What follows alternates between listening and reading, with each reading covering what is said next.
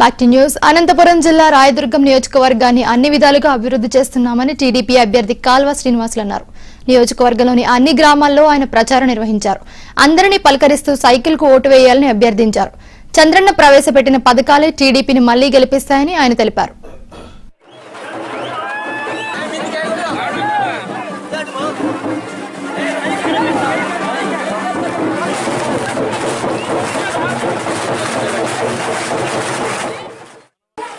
మీరందరూ చూపిన ఆదరణకు మీకు చేతులెత్తి నమస్కారం తెలియజేస్తా ఉన్నా. రోజు 14 గంటలు 15 గంటలు తిరుగుతా ఉన్నాం.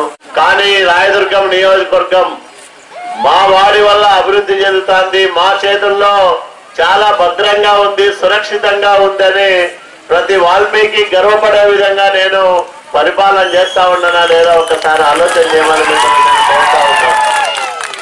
మనం వచ్చిన తర్వాత ఏ గ్రామంలోనూ కక్షలు లేవు, కార్పణ్యాలు లేవు, కేసులు లేవు.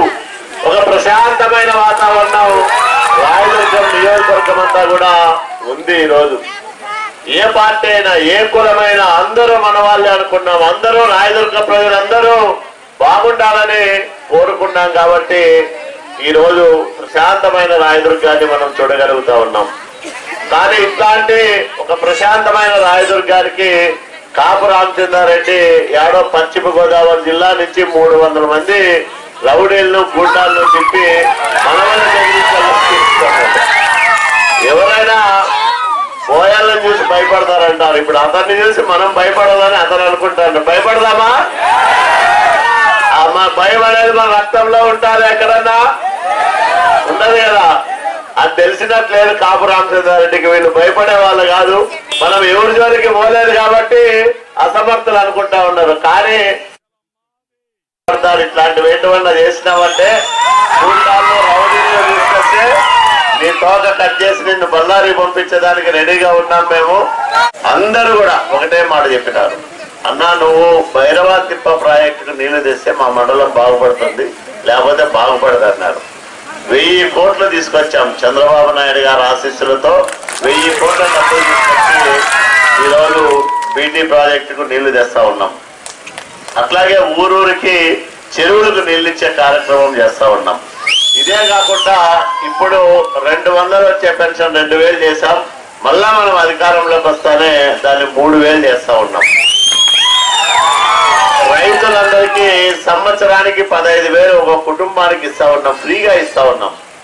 అట్లాగే పంటల బీమా, ఈ క్రాప్ ఇన్సూరెన్స్ కి మీరు ప్రీమియం డబ్బులు కట్టేవాళ్ళు, ఆ ప్రీమియం డబ్బులు రైతుల నుంచి తీసుకోకుండా గవర్నమెంటే కట్టాలని నిర్ణయం తీసుకుంది ఈరోజు. అట్లాగే అక్కా చెల్లెళ్ళందరూ కూడా చాలా మంది ఉన్నారు. డ్వాక్రా సంఘాలు పెట్టింది చంద్రబాబు నాయుడు గారు. దానిని ఈరోజు బతికిస్తా ఉండేది మళ్ళా చంద్రబాబు నాయుడు గారే. ఒక్కొక్క సంఘానికి 1,00,000 వచ్చిన 1,50,000 వరకు వచ్చింది. అంటే ఒక్కొక్క ఆడపడుచుకి ఒకసారి 10,000, ఒకసారి 10,000, 2 సార్లు 20,000 ఇచ్చినాం. కష్టకాలంలోనే 5 ఏళ్లలో 20,000 ఇచ్చిన చంద్రబాబు నాయుడు గారు ఈరోజు ఒకటే ఆలోచన చేస్తా ఉన్నారు, మళ్ళా అధికారంలోకి వస్తానే సంవత్సరం ఇయ్యాలని అనుకుంటా ఉన్నారు. అంటే 5 ఎంపీకి 1 ఎమ్మెల్యేకి 2 ఓట్లు సైకిల్ కేసి అఖండమైన మెజార్టీతో ఎంపీని ఎమ్మెల్యేని గెలిపించి మమ్మల్ని